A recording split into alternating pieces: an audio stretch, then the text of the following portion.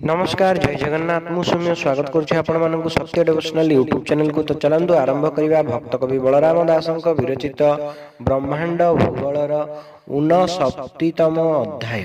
अर्जुन उवाच अर्जुन बोलई गोसाई कथाए पचारिबि मुहि पुण्य करिली पुण्य काले निषेध न करिब काले पुण्य काल टिके अटई निषेध केने न करई ए ज्ञान कह दई तारी शुणिले जीवी मुनिस्तरी। श्री भगवान वाच अर्जुन वचने माधव कहंती भूगोल प्रस्ताव स्त्रींक रजवती काले पुण्य करिब सेई बेले अन्य दिवसे न छुईब ब्रह्म हत्या दोष लभिब से पुण्य काले पुण्य कले तहु पुरुष हुए भले अन्य दिवसे व्यर्थ जाई तेणु से पातक हुई कहई बलराम दास ब्रह्मांड भूगोल प्रकाश।